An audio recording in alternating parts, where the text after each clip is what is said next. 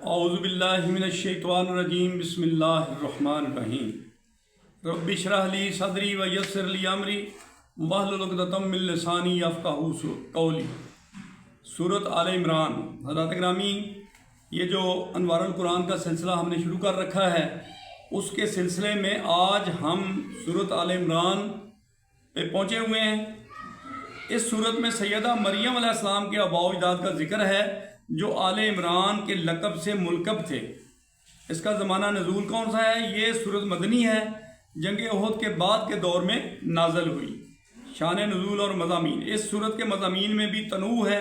آغاز میں روح سخن نصارہ کی جانب سے ہے، ہجرت بلکہ جنگ بدر کے بعد پیش آمدہ حالات اور یہودیوں کی سازشوں کے باعث مسلمان بطور آخری امت خطہ عرب کے علاوہ بھی متعارف ہونے لگے، تو نجران کے عیسائی حکمران کو تشویش ہوئی۔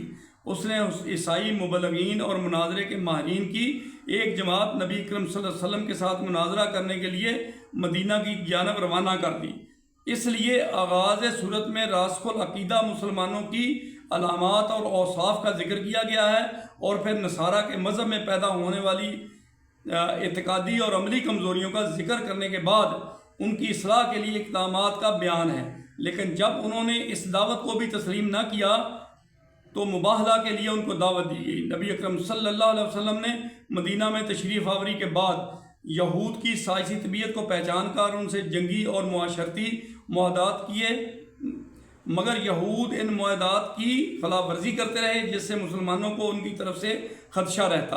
اللہ تعالیٰ نے یہود کی اس سرشت اور جبلت کا ذکر کیا ہے، کیونکہ جنگ بدر کے دوران میں بھی ان یہود کی ہمدردیاں عقیدہ توحید اور آخرت کے علمبردار کہلانے کے باوجود مشرکین مکہ کے ساتھ تھیں۔ ان کی شرارتوں کے باعث نبی اکرم صلی اللہ علیہ وسلم نے ان شریر یہودی قبائل کو مدینہ منورہ اور اس کے نواحی علاقوں سے بھی نکال دیا۔ اب یہود کی عادت سے انتقام بھڑک اٹھی۔ یہی وہ دور ہے جس میں مسلمان اپنے آپ کو غیر محفوظ تصور کرتے تھے، اس لیے ہتھیار بند رہنا اور راتوں کو پہرا دینا مسلمانوں کا معمول بن گیا تھا۔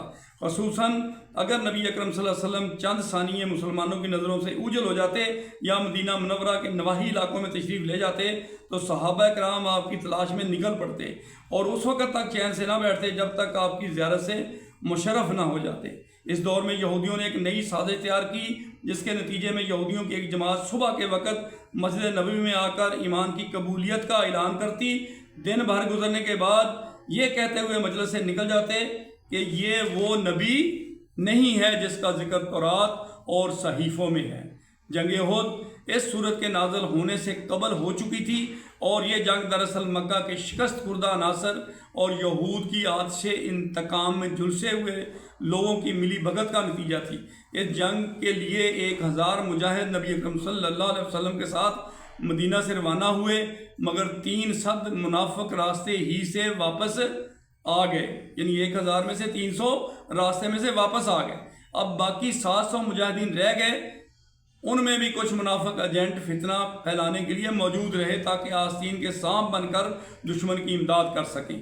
جنگ احد کے بعد جب اس صورت کا نزول ہوا تو اس میں تمام خامیوں اور کمزوریوں کی نشاندہی کی گئی جو دوران جنگ میں مسلمانوں سے سرزد ہوئی تھیں، اور اس کے ساتھ ساتھ ان کے لیے عام معافی کا اعلان اور ان خامیوں کے ازالے کے لیے ہدایت کا بھی ذکر ہے۔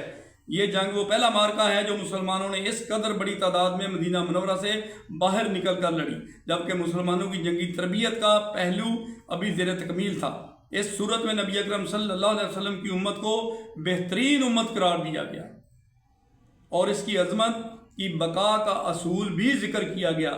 قرآن پاک میں ارشاد باری تعالیٰ ہے، وَلَا تَهِنُوا وَتَحْزَنُوا وَأَنْتُمُ الْأَعْلَوْنَ إِن كُنتُم مُؤْمِنِينَ، اور تم ہمت نہ ہارنا اور غم نہ کرنا، اگر تم مکمل مومن رہے تو تم ہی غالب رہو گے۔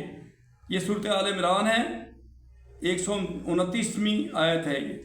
تو سورت کا اختتام بھی باری تعالیٰ کی قدرت کاملہ کے اظہار اور دعائے مناجات پر مشتمل ہے۔ حضرات گرامی، ہم اللہ سے دعا کرتے ہیں کہ اللہ تعالیٰ ہمیں قرآن پاک پر عمل کرنے کی توفیق عطا فرمائے، اور رمضان شریف کی جتنی برکتیں ہیں ان کو سمیٹنے کی توفیق عطا فرمائے۔ وآخر دعوانا الحمدللہ رب العالمین۔